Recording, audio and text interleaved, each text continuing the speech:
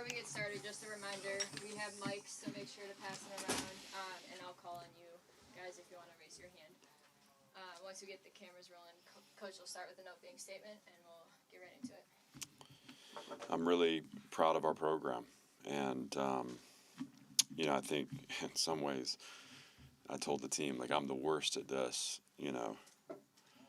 I have a unique ability to take all the fun out of a win and want it to be perfect, and the reality is that's a good team we played against today. That's a well-coached team. I got a ton of respect for them, and we didn't finish quite like we wanted. We were able to play some kind of down-the-line guys that need the snaps and will be important to us as we move forward in the season. But the story of this one to me is battling through a tough and competitive first half, making the plays we needed to make to separate, all the drives that started in the middle eight.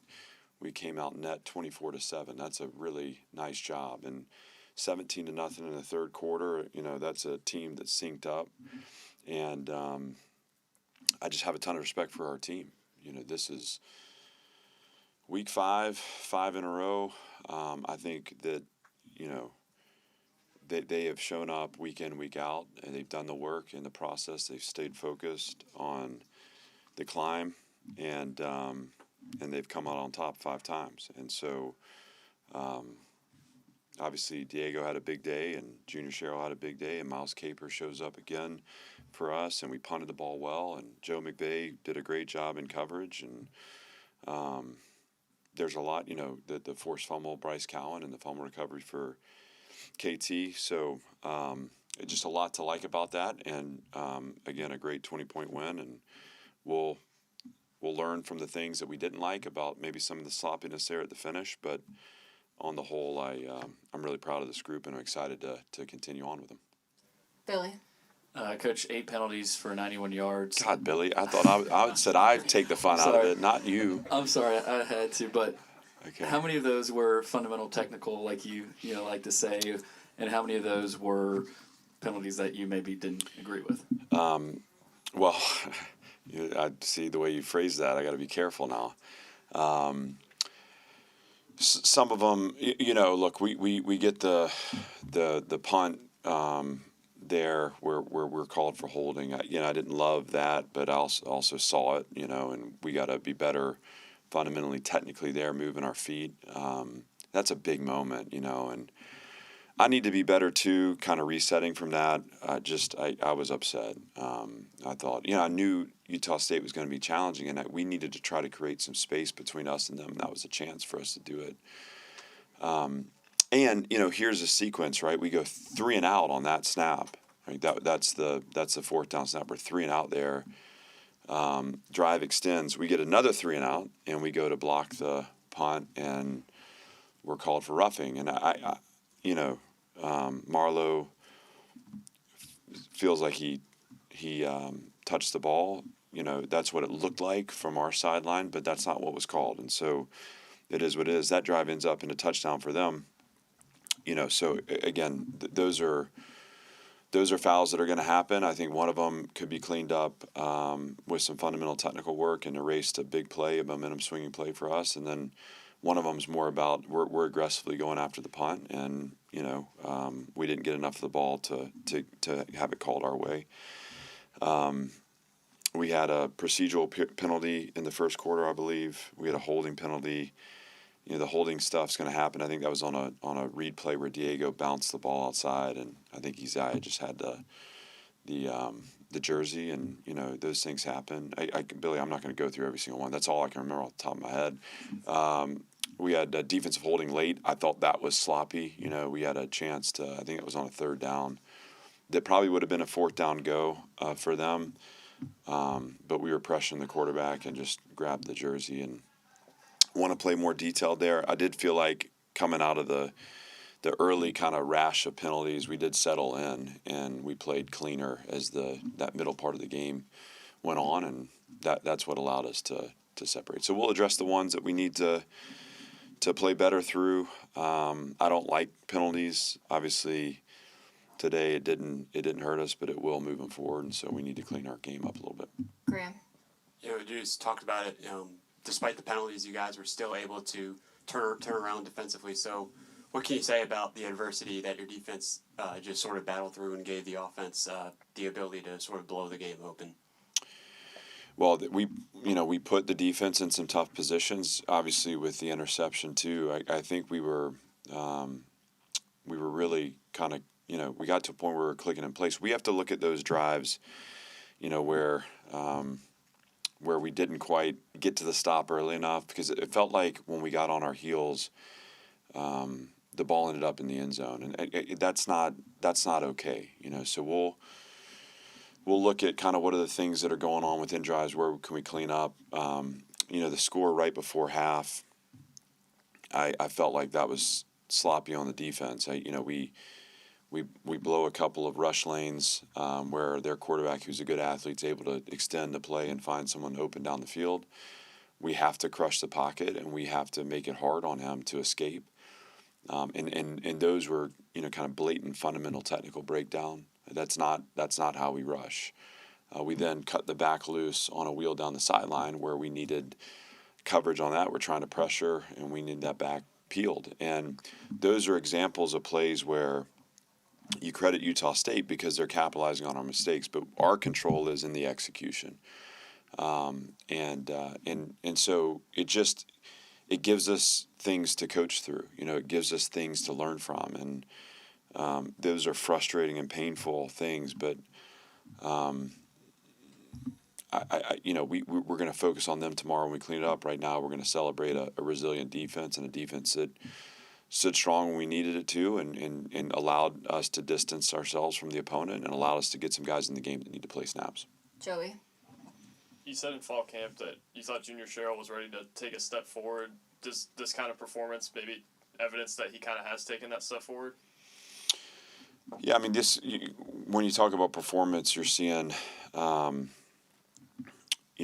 result of a lot of hard work. So this guy is invested. He's played through injury here early in the season, which has been so impressive. And for every time he catches a pass, there's probably 6 or 7 snaps where he's just blocking relentlessly on the perimeter. He sets the tone for us. He's an unselfish player. He's a Nashville guy. He's a guy that signed up for this when it was early in the build, and so we've gone through a lot together. I've got so much love and respect for Junior, and he's got so many more of these games ahead of him. It's just he's a really good football player, and today was his day, and I'm happy for him. And from my understanding, it's most touchdowns in a game since Earl Bennett. So anytime we can try to start passing Earl Bennett in the record books, I think that's a good day for Vanderbilt. In the back, Henry? Yeah, you guys had 8 tackles for loss in the night. Just how would you grade the defensive line's performance in general? I thought we controlled the line of scrimmage. I really felt like we erased run game for them. Now, you credit that offense. They're creative. They're formational. There was a lot of empty and kind of what we call yo empty with the tight end in the core. Some 3-back stuff. I mean, it's very similar to who we are offensively, honestly. But I did not like the end-of-half drive. Like I said, there were rush lane issues there that I think we have to play better. But I felt like we erased a run game today, and they broke the one late. They had the ripper there, and I don't know how long that went for, but they had 188 yards of total offense, I think, in the fourth quarter. That's where our focus is going to be, on how we clean it up. But that long run there in the fourth was that hurt, because I felt like the final statistics aren't representative of how we played against the run tonight. I was really proud of those guys. Here in the front right. Tom Wood, The Ledger. Talk about the passing game and just how it continues to improve weekly. And is Diego doing anything that impresses you more each week? Well, Diego ties the school record today with 5 touchdowns. It was his first 300-yard game here at Vanderbilt. I said this, I don't remember, it all runs together, but at some point I said that the story that's not really been talked about is how much he's improved in the year. I think this guy has really playing at a high level right now. Putting us in good positions to have success, getting us in good plays, making good decisions with the ball, playing with confidence. So, again, as he goes, our team will go, and that's true of every team. It's the quarterback that drives it. Now, all that said, I don't think you can talk about Diego without first talking about how our offensive line is playing. And they don't get the credit they deserve, but they are creating time and space for him in the pocket, which has given him room and routes to escape, which, again, he has another great rushing day today. I mean, he's got, as I see it here, a net of 79 yards. 33 was his long. That's the offensive line. That starts with them.